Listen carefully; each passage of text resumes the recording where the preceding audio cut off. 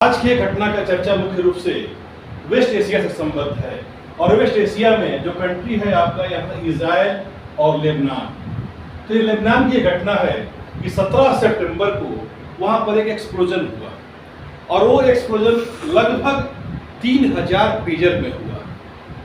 हो सकता है कि आप लोग पेजर के नाम से उतना अवेयर नहीं हो, लेकिन 90s में 90 के दशक में 1990 के दशक में उस समय लोग पेजर यूज करते थे और यह लगभग 4 से 5 इंच लंबा और चौड़ा एक इंस्ट्रूमेंट टाइप का होता था और इस पर लोगों के मैसेज आते जाते थे, इस ढंग की बातें होती थी। लेकिन अब जब से मोबाइल आया तो एक पेजर की सारी बातें आउटडेटेड हो गई। उसी से संबद्ध एक घटना है। तो इसमें ये जो घटना हुई कि एकाएक 3:30 बजे के आसपास अप्रॉक्स बेरूत में और अगल बगल के लेबनान के कई शहरों में एकाएक एक्सप्लोजन हुआ और लोगों के पेजर में एक्सप्लोजन हुआ, जिसमें कि 2700 लोग घायल हो गए और लगभग 12 लोगों का उसमें डेथ हो गया। अब ये घटना किसके द्वारा किया गया और इस घटना का क्या औचित्य है, कैसे हुआ, क्या कारण था, किसने किया, एक बहुत बड़ा एक रहस्य का विषय बन गया,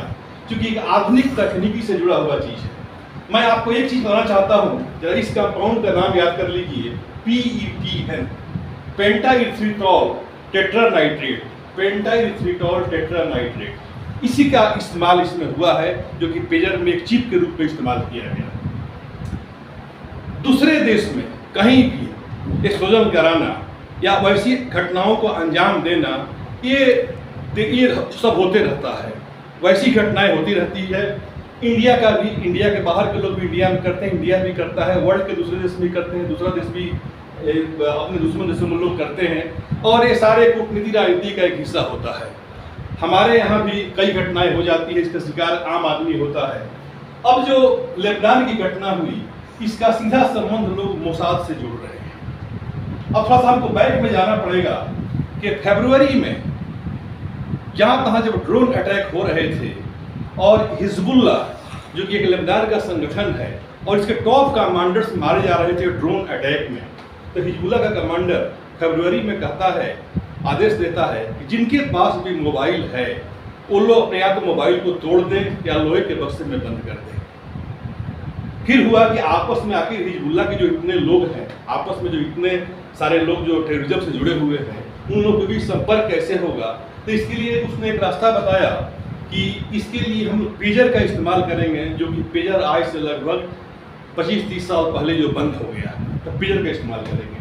अब हुआ कि उस पेजर का कहाँ से, पेजर का इतना 3000 पेजर का इंतजाम कहाँ से किया जाए, तो उसने ताइवान की एक कंपनी से इसके लिए समझौता किया और ताइवान की कंपनी अपना ट्रेडमार्क वगैरह देती थी, लेकिन वो पेजर के लिए हंगरी के कैपिटल बुडापेस्ट में कंपनी से काम कराती थी, हंगरी के कैपिटल बुडापेस्ट में से काम कराती थी।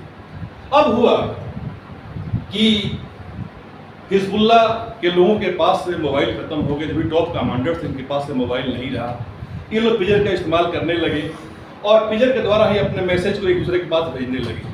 और मोसाद का भी इस पर अच्छे से नज़र था कि हिजबुल्ला की क्या एक्टिविटी चल रहे हैं। मोसाद को जानकारी मिली कि इस दिन 17 सितंबर को 3 से 4 बजे के बीच कुछ आवश्यक मैसेज का आदान प्रदान होना है। अब ये देखिए कि जिस समय डिसीजन लिया गया 3000 पेजर के लिए, ये डिसीजन लिया गया कि हम लोग ताइवान से पेजर मंगाएंगे और ताइवान के कंपनी का सीधा हाथ था वो हंगरी के बुडापेस्ट की उस कंपनी से, जहाँ से कि पेजर बन करके आना था। वहाँ पर बैटरी के बगल में चिप के रूप में इस कंपाउंड को इस्तेमाल किया गया, जो कि पेंटाइरिथ्रिटॉल टेट्रानाइट्रेट है, और इसको इस्तेमाल किया गया और इसमें एक मैसेज के थ्रू इसको एक्टिवेट करना था। उस पर्टिकुलर डेट पर एक मैसेज के थ्रू इसको एक्टिवेट करना था। इसके बाद से वो बैटरी हॉट होना शुरू होती और हुई और इसके बाद से एक सब में विस्फोट हुआ। इसमें 12 लोग मारे गए। इतने बड़े पैमाने पर एक घटना हो गई, जो कि इसका अंजाम दिया किसी न किसी रूप में मोसाद ने। अब ये देखिए कि जब एक घटना हुई तो न्यूयॉर्क टाइम्स में जस्ट उसके बाद एक पेपर में एडिटोरियल के रूप में सब चीज़ निकाल करके सारी चीज़ों को स्पष्ट कर दिया गया कि इसमें इस चीज़ का इस्तेमाल हो सकता है। लेकिन इस्तेमाल किसके द्वारा किया गया, ये एक रहस्य का विषय। इजराइल पहले ही अपने कारनामों से पूरे विश्व को चौंकाने वाला है। जो कि 48 में कंट्री अस्तित्व में आया। और इसके कारनामे पहले भी देखिए कि 1967 में जब 6 डेज का वार हुआ, तो 6 डेज के वार में इसने 2 घंटे के भीतर इजराइल के इसका 2 घंटे के भीतर इसने इजिप्ट के पूरे एयर क्षमता को खत्म कर दिया। बल्कि अपने जो भी योग्य पायलट थे, जो भी योग्य लोग थे, जो भी उसके एयर स्ट्राइक करने वाले लोग थे, जो भी पायलट थे, अपने फाइटर सारे प्लेन को ये लगाया और रेडियो साइलेंस का सहारा लेकर के, आपस में कोई रेडियो सिग्नल नहीं, और मेडिटेरेनियन सी के मात्र 15 मीटर ऊपर सारे फ्लाइट का ये करते हुए और सीधा पहुंचा इजिप्ट में और उनका पूरे एयर स्ट्राइक करके उनकी पूरी क्षमता को खत्म कर दिया। ये एक एग्जाम्पल। दूसरा एग्जाम्पल आपको बताते हैं कि 72 में जब म्यूनिक ओलंपिक हुआ, तो म्यूनिक ओलंपिक का बदला लेने के लिए लगभग अगले 25-30 साल तक जो भी उससे संबद्ध लोग थे, दूर दूर तक उस सारे लोगों को खत्म कर दिया। और खत्म करने के साथ साथ एक धौस भी जमाया कि न हम भूलते हैं न हम माफ करते हैं, और उन लोगों से बदला लिया और सारे लोगों को खत्म किया।